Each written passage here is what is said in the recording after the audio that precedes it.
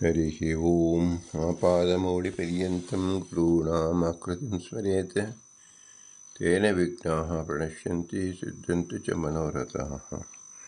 श्रीगुरुभ्यो नमः। परमगुरुभ्यो नमः। श्रीमदानन्दतीर्थभगवत्पादाचार्यगुरुभ्यो नमः। मन्मनोभीष्टवरं सर्वाभीष्टफलप्रदं पुरन्दरगुरुं वन्दे दासश्रेष्ठं दयानिधिं विद्याविनयसम्पन्नान् शान्तादिगुणबृंहितान् सशास्त्रप्रवचनासक्तान् एलमिलार्योन् गुरुन् भजे। पृथ्वीमण्डलमध्यस्याः पूर्णबोधमतानकाः वैष्णवाः विष्णुहृदयाः तान् नमस्ये गुरुमम। हरिः ओम् ಶ್ರೀಶಾಪಾಹಿ ಅನಂತಕೋಟಿ ಎಂಬುದು ಶ್ರೀ ಪುರಂದರದಾಸರು ರಚಿಸಿದ ಭವ್ಯಗ್ರಂಥ. ಶಾಸ್ತ್ರ ಪ್ರಮೇಯಗಳು 180 ಗದ್ಯ ರೂಪಗಳಾಗಿದೆ. ನಾವು 82ನೇ ಗದ್ಯದಿಂದ 92ನೇ ಗದ್ಯದವರೆಗೆ ನೋಡುತ್ತಿದ್ದೆವು. ಅಕ್ರೂರ ವರದ, ಅಂಬರೀಷ ವರದ, ನಾರದ ವರದ, ಪ್ರಹ್ಲಾದ ವರದ, ಗಜೇಂದ್ರ ವರದ, ಮುಚುಕುಂದ ವರದ, ಧ್ರುವ ವರದ, ವಿಭೀಷಣ ವರದ,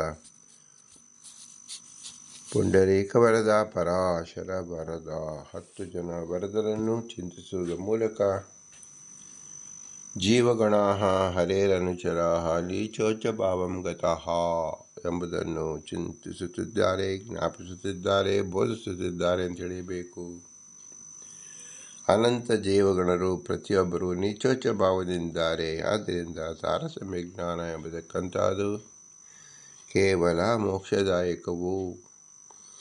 ತಾರತಮ್ಯ ಜ್ಞಾನವಿಲ್ಲದೆ ಮೋಕ್ಷವಿಲ್ಲ ಎಂಬುದು ಕಡಾಖಂಡಿತವಾಗಿ ಶ್ರೀಮದಾನಂದ ತೀರ್ಥರು ಮಹಾಭಾರತ ತಾತ್ಪರ್ಯದಲ್ಲಿ ತಿಳಿಸಿಕೊಟ್ಟಿದ್ದಾರೆ. ಆದ್ದರಿಂದ ನಾವು ತಾತ್ಪರ್ಯ ರೂಪವಾದ ತಾರತಮ್ಯ ಜ್ಞಾನವನ್ನು ಚೆನ್ನಾಗಿ ತಿಳಿದುಕೊಳ್ಳಬೇಕು. ಚೇತನದಲ್ಲಿ ಭಗವಂತ ಉತ್ತಮ ಚೇತನಾಗಿದ್ದಾನೆ ಮತ್ತು ಅಧಮ ಚೇತನಾಗಿ ಜೀವರಿದ್ದಾರೆ. ಉತ್ತಮ ಚೇತನದಲ್ಲಿ ತಾರತಮ್ಯ ಎಂಬುದು ಇಲ್ಲ. ಕೇವಲ ಭಗವಂತ ಏಕಏವ. ಅನಂತ ಜೀವರಿರುವುದರಿಂದ ನೀಚೋಚ್ಚ ಭಾವಗತಃ ಎಂಬುದು ಜೀವರಲ್ಲಿ ನೋಡಬಹುದಾಗಿದೆ. ಆದ್ದರಿಂದ ಇದು ಜೀವರ ಪ್ರಕರಣ ಎಂದೆನಿಸಿಕೊಳ್ಳುತ್ತದೆ. ಈ ಜೀವರ ಪ್ರಕರಣದಲ್ಲಿ ತಾರತಮ್ಯ ಜ್ಞಾನವನ್ನು ಶ್ರೀಮದಾನಂದ ತೀರ್ಥರು ಸರ್ವಮೂಲ ಗ್ರಂಥದಲ್ಲಿ ವಿಶೇಷವಾಗಿ ತಿಳಿಸಿರುತ್ತಾರೆ. ಪ್ರಸ್ತುತ ಗೀತಾ ತಾತ್ಪರ್ಯ ನಿರ್ಣಯದಲ್ಲಿ ನಾವು ವಾಕ್ಯವನ್ನು ನೋಡುತ್ತಿದ್ದೆವು.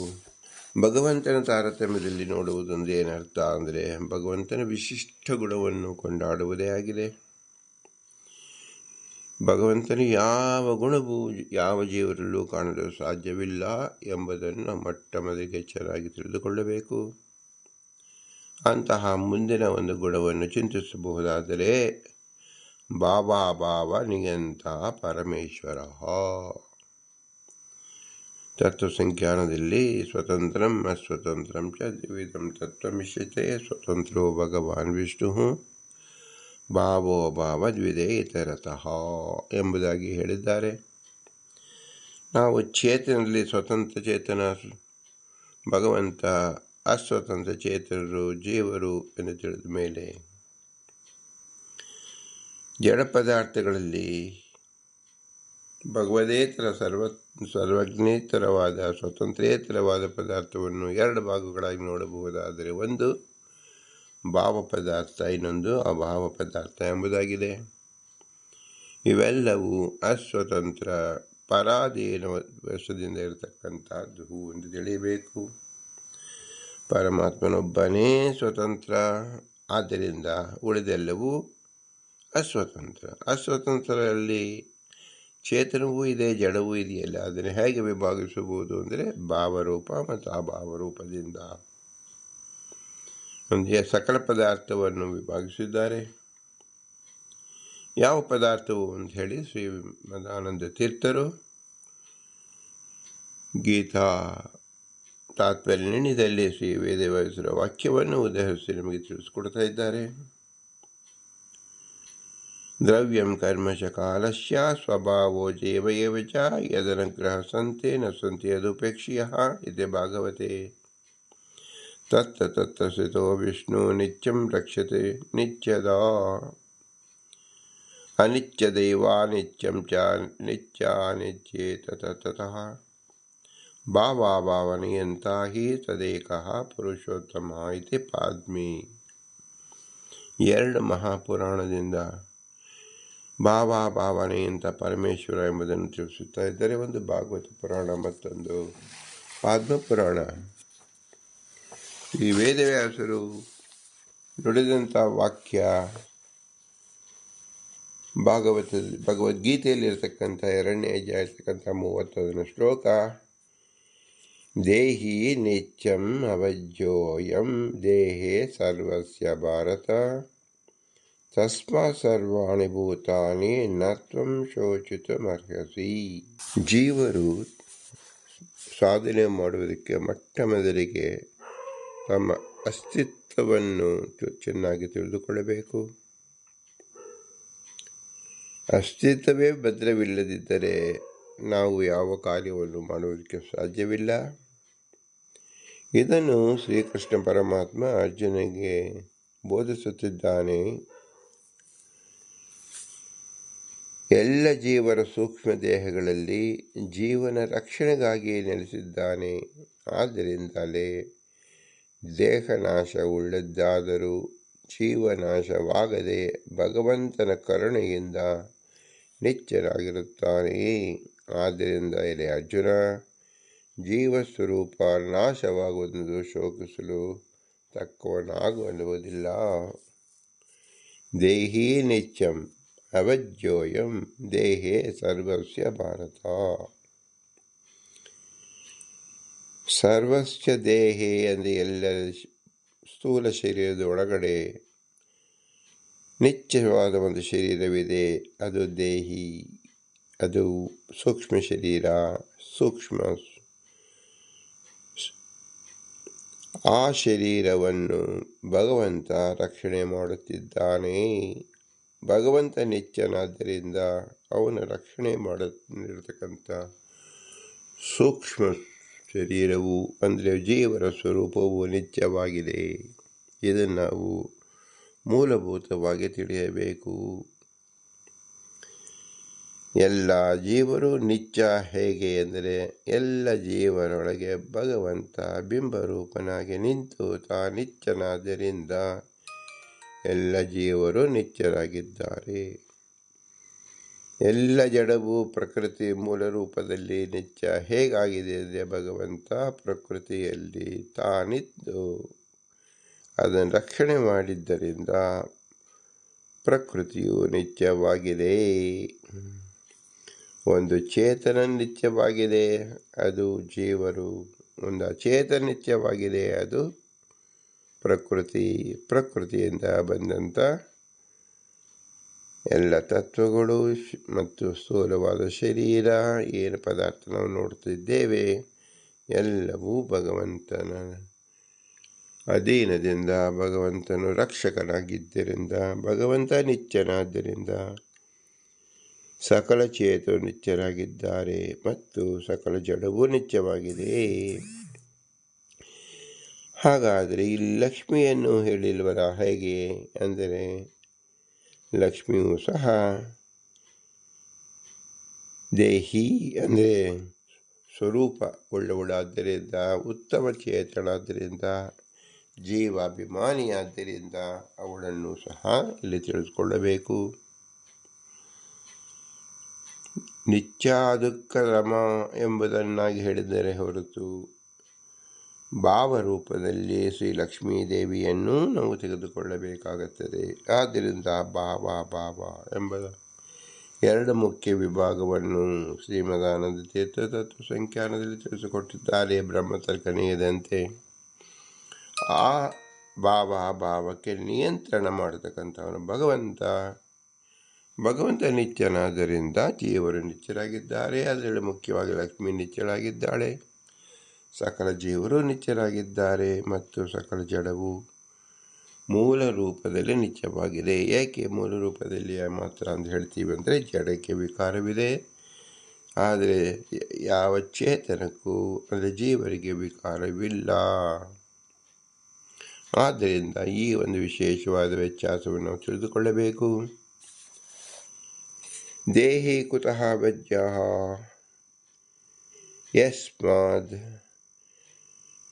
ಯಸ್ಮಾದೇಹ ಈಶ್ವರಃ ಸರ್ವಸ್ಯ ಜೀವಸ್ಯ ಸೂಕ್ಷ್ಮೇ ಸ್ಥೂಲೇ ಚ ದೇಹೇ ರಕ್ಷಕತ್ವೇನ ಅವಸ್ಥಿತಃ ಅತಯೇವ ವಜ್ಯಃ.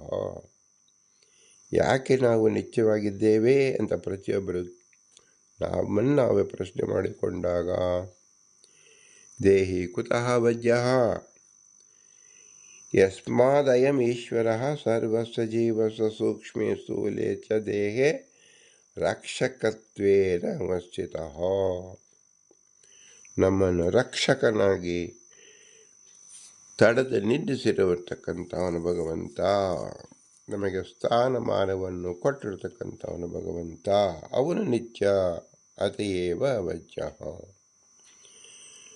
ಇದು ನ ಸ್ವಸ್ವಾಮರ್ಥ್ಯಂ ಕಸ್ಯಾಪಿ. ಇದು ಯಾವ ಲಕ್ಷ್ಮೀದೇವಿನ ಮೊದಲುಗೊಂಡು ಯಾವ ಚೇತನರು ನನ್ನ ಸಾಮರ್ಥ್ಯದಿಂದ ನಾನು ನಿತ್ಯವಾಗಿದ್ದೇನೆ ಎಂಬತಕ್ಕಂಥ ಭ್ರಮೆ ಇರಬಾರದು. ಎಲ್ಲರೂ ಭಗವಂತನ ಅನುಗ್ರಹದಿಂದಲೇ ನಿತ್ಯರಾಗಿದ್ದಾರೆ, ನಿತ್ಯರಾಗಿದ್ದೇವೆ ಎಂದು ತಿಳಿಯಬೇಕು.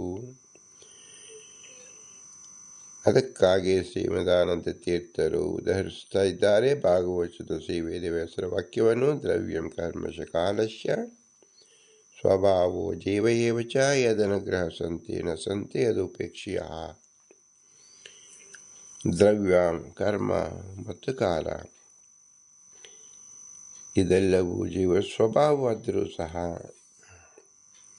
ಆ ಸ್ವಭಾವವು ಸಹ ಭಗವಂತನ ಅನುಗ್ರಹದಿಂದ ಮಾತ್ರ ಇರತಕ್ಕಂತಾಗಿದೆ. ತತ್ರ ತತ್ರ ಸ್ಥಿತೋ ವಿಷ್ಣು ನಿತ್ಯಂ ರಕ್ಷತೆ ನಿತ್ಯದ ಅನಿತ್ಯದೈವ ನಿತ್ಯಂ ಚ ನಿತ್ಯಾನಿತ್ಯೇತ ತತ್ತತಃ ಭಾವನಿಯಂತ ಹಿ ತದೇಕಃ ಪುರುಷೋತ್ತಮಃ ಇತಿ ಪಾದ್ಮೇ. ತತ್ರ ತತ್ರ ಸ್ಥಿತೋ ವಿಷ್ಣು ನಿತ್ಯಂ ರಕ್ಷತಿ ನಿತ್ಯದ. ಭಗವಂತ ಅನಾದಿ ನಿತ್ಯ, ಅನಾದಿ ಅನಂತ ಕಾಲಕ್ಕೂ ಎಲ್ಲರಲ್ಲೂ ಅಲ್ಲಿ ನಿಂತು, ಆ ರೂಪದಲ್ಲಿ ನಿಂತು ಅನಿತ್ಯದೈವ ನಿತ್ಯಂ ಚ ನಿತ್ಯಾನಿತ್ಯೇತ ತತ್ತರಃ. ಅನಿತ್ಯವಾದನ್ನು ಅನಿತ್ಯವನ್ನಾಗಿ ಮಾಡುತ್ತಾನೆ, ನಿತ್ಯವನ್ನು ನಿತ್ಯವನ್ನಾಗಿ ಮಾಡುತ್ತಾನೆ, ನಿತ್ಯಾನಿತ್ಯವನ್ನು ನಿತ್ಯಾನಿತ್ಯವಾಗಿಯೇ ಮಾಡುತ್ತಾನೆ. ಆದ್ದರಿಂದ ಭಗವಂತನಿಗೆ ಏನು ಹೇಳಬೇಕು? ಭಾವನಿಯಂತ. ಭಾವ ಪದಾರ್ಥವನ್ನು ಅಭಾವ ಪದಾರ್ಥವನ್ನು ನಿಯಂತ್ರ ಮಾಡತಕ್ಕಂಥವನು ಇವನು ಯಾರು ಅಂದರೆ ತದೇಕಃ ಪುರುಷೋತ್ತಮ. ಪುರುಷೋತ್ತಮ ಎಂಬುದನ್ನು ಹಿಂದೆ ನಾವು ತಿಳಿದೆವು. ಪುರುಷೋತ್ತಮ ಎಂಬ ಮಂತ್ರ ಯಾವ ಸಕಲ ಚೇತನರನ್ನು ಮತ್ತು ಅಚೇತನರನ್ನು ರಕ್ಷಕನಾದ ಪುರುಷೋತ್ತಮ ಎಂದು ಹೆಸರು. ಜೀವರು ಅವಜ್ಯರು ಹೇಗೆ ಆಗುವರು ಅಂದರೆ, ಪರಮಾತ್ಮನು ಎಲ್ಲ ಜೀವರ ಸ್ಥೂಲ ಶರೀರ, ಸೂಕ್ಷ್ಮ ಶರೀರ, ಲಿಂಗದೇಹ ಮತ್ತು ಸ್ವರೂಪ ಶರೀರಗಳಲ್ಲಿ ರಕ್ಷಕನಾಗಿ ಇರುವನು. ಆದ್ದರಿಂದ ಅವಜ್ಯರಾಗಿರುವರು. ಯಾವ ಜೀವರಿಗೂ ಸ್ವಸಾಮರ್ಥ್ಯವಿಲ್ಲ ಎಂಬುದು ಚೆನ್ನಾಗಿ ತಿಳಿದುಕೊಳ್ಳಬೇಕು. ಪ್ರಕೃತ್ಯಾದಿ ತತ್ವಗಳು, ಧರ್ಮಗಳು, ಎಲ್ಲ ವಸ್ತುಗಳ ಸ್ವಭಾವ ಇವುಗಳು ಪರಮಾತ್ಮನ ಅನುಗ್ರಹದಿಂದಲೇ ಜೀವರಲ್ಲಿ ಇರುವುದು. ಪರಮಾತ್ಮನ ಉಪೇಕ್ಷೆ ಮಾಡಿದರೆ ಅವು ಇರಲಾರವು ಎಂದು ಭಾಗವತ ಪುರಾಣದಲ್ಲಿ ಹೇಳಿದೆ. ಉಪೇಕ್ಷೆ ಮಾಡಿದರೆ ಅಂತ ಹೇಳಿದ್ದಾರಲ್ಲ, ಇದು ಭಗವಂತನ ಶಕ್ತಿ ದ್ಯೋತಕ, ಅವನ ಅಚಿಂತಾದ್ಭುತ ಶಕ್ತಿಯನ್ನು ತಿಳಿಸ್ತಾ ಇದ್ದಾರೆ. ಹಾಗಾದರೆ ಉಪೇಕ್ಷೆ ಮಾಡಿದ್ದಾನೇನು ಎಂದು ಹೇಳಿದರೆ ಅದಕ್ಕೆ ಉದಾಹರಣೆ ಇಲ್ಲ. ಆದರೆ ಆ ಶಕ್ತಿ ಇದೆ ಎಂಬುದನ್ನು ಸಾಕ್ಷಾತ್ ವೇದವ್ಯಾಸದೇವರು ನಮಗೆ ತಿಳಿಸ್ಕೊಡ್ತಾ ಇದ್ದಾರೆ. ಭಗವಂತನು ತನ್ನ ಸನ್ನಿಧಾನದಿಂದ ನಿತ್ಯ ವಸ್ತುಗಳು ನಿತ್ಯವಾಗಿಯೂ ಅನಿತ್ಯ ವಸ್ತುಗಳು ಅನಿತ್ಯವಾಗಿರುವಂತೆ ಮಾಡುತ್ತಾನೆ. ಇದು ಭಗವಂತನ ರಕ್ಷಣೆ ವಸ್ತುಗಳಿಗೆ. ಹೀಗೆ ಎಲ್ಲ ವಸ್ತುಗಳು ಅವನ ಅಧೀನ ಎಂದು ಪದ್ಮಪುರಾಣ ಶ್ರೀಹರಿಯೇ ಭಾವ ಮತ್ತು ಅಭಾವ ವಸ್ತುಗಳಕ್ಕೂ ನಿಯಾಮಕನು ಎಂದು ತಿಳಿಸ್ತಾ ಇದೆ. ಸ್ವಾಭಾವಿಕವಾದುದು ಈಶಾಧೀನ ಎನ್ನುವಂತೆ ತಿಳಿಸಲು ದ್ರವ್ಯಂ ಕರ್ಮಶ ಕಾಲಸ್ಯ ಎಂಬ ಪ್ರಮಾಣವನ್ನು ತಿಳಿಸ್ತಾ ಇದೆ. ಪರಮಾತ್ಮನಿಗೆ ವಿನಾಶವಾಗಲಿ ಅವನ ಸನ್ನಿಧಿ ನಾಶವಾಗಲಿ ಇಲ್ಲದಿರುವ ಕಾರಣ ಜೀವನು ಈಶನ ಪ್ರತಿಬಿಂಬನಾಗಿರುವ ಕಾರಣ ಅವನಿಗೂ ನಾಶವಿಲ್ಲ. ಆದ್ದರಿಂದ ಜೀವನ ಬಗ್ಗೆ ದುಃಖ ಪಡುವ ಅಗತ್ಯವಿಲ್ಲ ಎಂದು ಅರ್ಜುನನಿಗೆ ಶ್ರೀಕೃಷ್ಣ ಉಪಸಂಹಾರ ಮಾಡುತ್ತಿದ್ದಾನೆ ಎಂಬುದು ಗೀತಾ ಪ್ರಮೇಯ ವಾಕ್ಯ. ನಾವು ತಿಳಿದುಕೊಳ್ಳಬೇಕಾದ ಅತ್ಯಂತ ಮುಖ್ಯವಾದ ವಿಷಯ ಎಂದರೆ ಭಗವಂತ ನಿತ್ಯವಾಗಿದ್ದಾನೆ, ಅವ್ಯಯನಾಗಿದ್ದಾನೆ. ಅವನ ಅಧೀನದಲ್ಲಿ ನಾವು ನಿತ್ಯರಾಗಿದ್ದೇವೆ. ಅವನ ಸತ್ಯ ಸಂಕಲ್ಪನಾದ್ದರಿಂದ ನಮ್ಮನ್ನು ಎಂದೂ ನಾಶ ಮಾರ್ಪಡಿಸುವುದಿಲ್ಲ. ಆದ್ದರಿಂದ ನಾವು ನಿಶ್ಚಿಂತರಾಗಿ ಭಗವಂತನ ಅಧೀನರಾಗಿ ಭಗವಂತನ ನಾವು ಧ್ಯಾನಿಸಬಹುದು ಎಂಬುದೇ ಮುಖ್ಯ ತಾತ್ಪರ್ಯ. ಇದನ್ನು ಲಕ್ಷ್ಮೀದೇವಿ ನಿಚ್ಚಳಾಗಿ ಅನಾದಿ ಕಾಲದಿಂದಲೂ ಭಗವಂತನ ಆರಾಧನೆಯಲ್ಲೇ ತೊಡಗಿಸಿಕೊಂಡಿದ್ದಾಳೆ. ಅವಳಿಗೆ ಸಂಪೂರ್ಣವಾಗಿ ತಿಳಿದಿದೆ ತಾನು ಅನಿತ್ಯ, ತಾನು ಅಸ್ವತಂತ್ರ. ಆದರೂ ಭಗವಂತನ ದಶೆಯಿಂದ ನಿತ್ಯರಾಗಿದ್ದೇಲೆ ಅಂಥೇಳಿ ತಿಳಿದುಕೊಂಡಿರ್ತಕ್ಕಂಥ ಮೊಟ್ಟ ಮೊದಲ ವ್ಯಕ್ತಿ ಅಂದರೆ ಅಕ್ಷರ ಪುರುಷಳಾದ ಲಕ್ಷ್ಮೀದೇವಿ. ಇದನ್ನು ಎಲ್ಲ ಚೇತನರು ತಿಳಿದುಕೊಳ್ಳಬೇಕು, ಇದನ್ನು ಗಟ್ಟಿ ಮಾಡಿಕೊಳ್ಳಬೇಕು. ನಮ್ಮ ಸ್ವರೂಪ ನಿತ್ಯ ಎಂಬುದನ್ನು ಯಾರು ಚೆನ್ನಾಗಿ ತಿಳಿಯುತ್ತಾರೋ ಅವರು ಯಾವ ಸಾಧನೆಯನ್ನು ಮಾಡಲು ಮುಂದಾಗಬಹುದು. ಇದನ್ನು ನಂತರದಲ್ಲಿ ತಿಳಿದವಂಥ ಪ್ರಥಮ ಪುರುಷ ಅಂದರೆ ಬ್ರಹ್ಮದೇವರು. ಅವರು ತಮ್ಮ 100 ವರ್ಷ ಅಂದರೆ 43,20,00,000 ವರ್ಷಗಳು ದೇವತೆಗಳ ಮಾನದಿಂದ ಇಷ್ಟು ದೀರ್ಘ ಕಾಲದಲ್ಲಿ ತಾನು ಈ ಶರೀರದಲ್ಲಿರುತ್ತೇನೆ ಎಂಬುದು ನಿಶ್ಚಿತವಾದ್ದರಿಂದ ಭಗವದ್ ಆರಾಧನೆಯಲ್ಲಿ ತಮ್ಮ ಅರ್ಧ ಪಾಲನ್ನು ತೊಡಗಿಸಿಕೊಂಡರು. ನಂತರ ಬ್ರಹ್ಮಾಂಡ ಕ್ರಿಯೆಯನ್ನು ಮಾಡಿದರು. ಕ್ರಿಯೆ ಮಾಡುವಾಗಲೂ ಭಗವಂತನ ನಿತ್ಯ ಸ್ಮರಣೆಯಲ್ಲಿ ಇರುತ್ತಾರೆ. ಸದಾಕಾಲ ಅವರ ಸ್ಮರಣೆಯಲ್ಲಿ ಉಳಿಯುತ್ತಾರೆ. ಈ ಸದಾ ಸ್ಮರಣೆಯಲ್ಲಿ ಉಳಿಯುವುದೇ ರುಜುಗಳ ಬಲ ಎನಿಸಿಕೊಳ್ಳುತ್ತದೆ. ಇದರಂತೆ ರುದ್ರದೇವರು, ಇಂದ್ರದೇವರು, ಎಲ್ಲ ದೇವತೆಗಳು ಇದನ್ನು ಸಕಲ ಚೇತನರು, ಯೋಗ್ಯ ಚೇತನರು, ಸಾತ್ವಿಕರು ಭಗವದ್ಜ್ಞಾನದಲ್ಲಿ ಇದ್ದರೆ ಭಗವಂತನೇ ರಕ್ಷಣೆ ಮಾಡುತ್ತಾನೆ. ನಾವು ಒಂದೊಂದು ಕ್ಷಣದಲ್ಲೂ ಅನಂತ ಅಪರಾಧಗಳು ಮಾಡುತ್ತೇವೆ. ಅನಂತ ಅನಿಷ್ಟಗಳು ನಮಗೆ ಒದಗಿ ಬರುತ್ತದೆ. ನಮಗೆ ಗೊತ್ತಿಲ್ಲದ ಅನಿಷ್ಟಗಳಿಂದ ಪಾರಾಗಲು ನಮಗೆ ಸಾಮರ್ಥ್ಯವೇ ಇರುವುದಿಲ್ಲ. ಇದೆಲ್ಲಕ್ಕೂ ಮೂಲಭೂತವಾಗಿ ನಮಗೆ ಏನು ತಿಳಿಯಬೇಕು? ರಕ್ಷತೆಯೋ ಹಿ ಗರ್ಭೆ. ಗರ್ಭಾವಸ್ಥೆಯಲ್ಲಿ ನಮ್ಮ ತಾಯಿ ರಕ್ಷಣೆ ಮಾಡಲಿಲ್ಲ, ಏಕೆ ಅವಳಿಗೆ ತಿಳಿದಿರಲಿಲ್ಲ. ತಂದೆ ಅದನ್ನು ಸ್ಪರ್ಶಿಸಲು ಸಾಧ್ಯವಿಲ್ಲ. ಉಳಿದರಾರೂ ರಕ್ಷಣೆ ಮಾಡೋಕ್ಕೆ ಸಾಧ್ಯವೇ ಇಲ್ಲ. ಆಗ ರಕ್ಷಕನಾಗಿದ್ದವನು ಭಗವಂತ ಮಾತ್ರ. ಆದ್ದರಿಂದ ಪ್ರತಿ ಜೀವರಿಗೆ 9 ತಿಂಗಳು ಗರ್ಭವಾಸವನ್ನು ಭಗವಂತ ಕೊಟ್ಟು ಒಂದು ಶಿಕ್ಷಣವನ್ನು ಕೊಡುತ್ತಾನೆ. ತಾನೇ ರಕ್ಷಕ ಎಂಬುದನ್ನು ಪರಿಚಯ ಮಾಡಿಸುತ್ತಾನೆ, ತಾಯಿಗೂ ಪರಿಚಯ ಮಾಡಿಸುತ್ತಾನೆ. ಆದರೆ ಯಾರು ಎಷ್ಟು ತಿಳಿದುಕೊಳ್ಳುತ್ತಾರೆ ಎಂಬುದು ಅವರವರ ಜೀವನ ಯೋಗ್ಯತೆಗೆ ಬಿಟ್ಟಿರುತ್ತದೆ. ಅದರಂತೆ ತಾಯಿ ಗರ್ಭದಿಂದ ಹೊರಗೆ ಬಂದು 106 ವರ್ಷ ಬದುಕಿದ್ದರೂ ಸಹ ಪ್ರತಿ ಕ್ಷಣವೂ ನಾವು ಗರ್ಭದಲ್ಲಿದ್ದಂತೆ ನಮ್ಮ ರಕ್ಷಕ ಭಗವಂತನೇ. ಆದರೆ ಜಾಗೃತಾವಸ್ಥೆಯಲ್ಲಿ ನಮ್ಮ ಇಂದ್ರಿಯಗಳು ವ್ಯಾಪಾರ ಮಾಡೋದ್ರಿಂದ ಎಲ್ಲವೂ ನಮ್ಮಿಂದ ಆಗುತ್ತದೆ, ನಾನು ನನ್ನ ರಕ್ಷಣೆ ಮಾಡಿಕೊಳ್ಳುತ್ತಿದ್ದೇನೆ ಎಂಬ ಭ್ರಾಂತಿಯಿಂದ ನಾವು ಬದುಕಿದ್ದೇವೆ. ಈ ಭ್ರಾಂತಿ ತರಬಲ್ಲ. ಯಾಕೆ ಇದು ಭ್ರಾಂತಿ ಅಂದರೆ ಮರಣ ಹೊಂದುತ್ತಾ ಇದ್ದಾರೆ. ಅಂದರೆ ಈ ಭ್ರಾಂತಿಗೆ ತಡೆ ಇದೆ, ಬಾಧಕವಿದೆ. ಯಾವ ಜ್ಞಾನಕ್ಕೆ ಬಾಧವಿದೆಯೋ ಅದು ಭ್ರಾಂತಿ ಎಂದು ಹೆಸರು. ಆದ್ದರಿಂದ ಮರಣವೇ ಬರದೇ ಇದ್ದರೆ ನಮ್ಮ ವ್ಯಾಪಾರಕ್ಕೆ ನಾವು ರಕ್ಷಣೆ ಮಾಡಿಕೊಳ್ಳುತ್ತಿದ್ದೇವೆ ಎಂಬುದಕ್ಕೆ ಒಂದು ಅರ್ಥವಿರುತ್ತಿತ್ತು. ಆದರೆ ಯಾವ ಜೀವರು ಶಾಶ್ವತವಾಗಿ ಉಳಿಯುವುದಿಲ್ಲ ಸ್ಥೂಲ ಶರೀರದಿಂದ. ಈ ಸ್ಥೂಲ ಶರೀರ ಕೊಟ್ಟಿದ್ದೇ ಭಗವಂತನ. ಈ ಜೀವರು ಈ ಭ್ರಾಂತಿಯಿಂದ ಹೊರಗಾಗಲಿ ಎಂಬುದನ್ನು ಹುಟ್ಟು ಸಾವುಗಳು ಜೀವರಿಗೆ ಕೊಡತಕ್ಕಂಥದ್ದು ಭಗವಂತನ ಮಾಡತಕ್ಕಂಥ ಶಿಕ್ಷಣ ರೂಪವಾಗಿದೆ. ಈ ಶಿಕ್ಷಣದಿಂದ ನಾವು ಮೊಟ್ಟ ಮೊದಲು ತಿಳಿಯಬೇಕಾದ ಏನು? ಸ್ಥೂಲ ಶರೀರ ಎಂಬುದು ಅನಿತ್ಯವಾದದ್ದು, ಸೂಕ್ಷ್ಮವಾದ ಶರೀರ ಅಂದರೆ ಸ್ವರೂಪ ಎಂಬುದು ನಿತ್ಯವಾದುದು ಅಂತ ತಿಳಿಯಬೇಕು. ಇದು ಎಲ್ಲಿಯ ತನಕ ನಮಗೆ ಅರಿವಾಗುವುದಿಲ್ಲವೋ ಅಲ್ಲಿ ತನಕವೂ ನಾವು ನಿರಂತರ ಹುಟ್ಟು ಸಾವು ಎಂಬತಕ್ಕಂಥ ಸಂಸಾರ ಚಕ್ರದಲ್ಲಿ ಬರುತ್ತಿರುತ್ತೇವೆ. ಇದೇ ನಮಗೆ ಭ್ರಾಂತಿ ಜ್ಞಾನ ಎಂದ ಹೆಸರು. ಎಲ್ಲಿ ತನಕ ಹುಟ್ಟು ಭಗವಂತನಿಂದಲೇ ಆಗುತ್ತದೆ, ಸಾವು ಭಗವಂತನಿಂದಲಾಗುತ್ತದೆ ಎಂಬ ನಿಶ್ಚಿತ ಜ್ಞಾನ ಹೊಂದಿದ ಮೇಲೆ ಜೀವನವೂ ಭಗವಂತನಿಂದಲೇ ನಡೆಯುತ್ತದೆ ಎಂಬ ಸುಸ್ಪಷ್ಟವಾದ ಜ್ಞಾನ ಹುಟ್ಟಿದ ದಿನದಿಂದ ಸಾಯ ತನಕವೂ ಇದ್ದಾಗ ಅವನು ಶ್ರೇಷ್ಠ ಜ್ಞಾನಿ ಎನಿಸಿಕೊಳ್ಳುತ್ತಾನೆ. ಪರಾಧೀನ ಪರಾಕಾಷ್ಠ ಎಂಬುದನ್ನು ಅತಿ ಹೆಚ್ಚಾಗಿ ಅತಿ ಸ್ಪಷ್ಟವಾಗಿ ತಿಳಿಯತಕ್ಕಂಥವರು ಅತಿ ಗಟ್ಟಿಯಾಗಿ ಪ್ರಮುಖರಾಗಿ ಜೀವಿಸುತ್ತಾರೆ. ಅದಕ್ಕೆ ಉದಾಹರಣೆ ಎಲ್ಲ ರುಜುಗಣಸ್ಥ ಜೀವರು. ಅವರ ಮಾದರಿಯಾಗಿ ನಮ್ಮಲ್ಲೇ ಇರತಕ್ಕಂಥ ಮುಖ್ಯ ಪ್ರಾಣ ವಾಯುದೇವರು ಅದನ್ನು ಬೋಧಿಸುತ್ತಿದ್ದಾರೆ.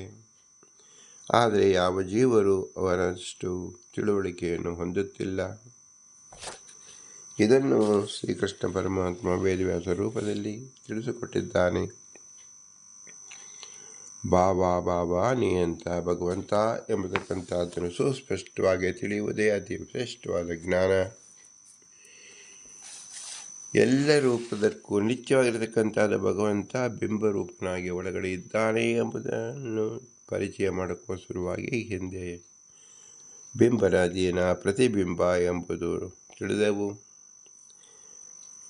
ಈ ಬಿಂಬರಾದೀನ ಪ್ರತಿಬಿಂಬ ಎನ್ನುವ ಸುಸ್ಪಷ್ಟ ಜ್ಞಾನದಿಂದ ಜೀವರು ನಿತ್ಯರಾಗಿದ್ದಾರೆ ಎಂಬುದು ಸ್ಥಾಪಿತವಾಗುತ್ತದೆ.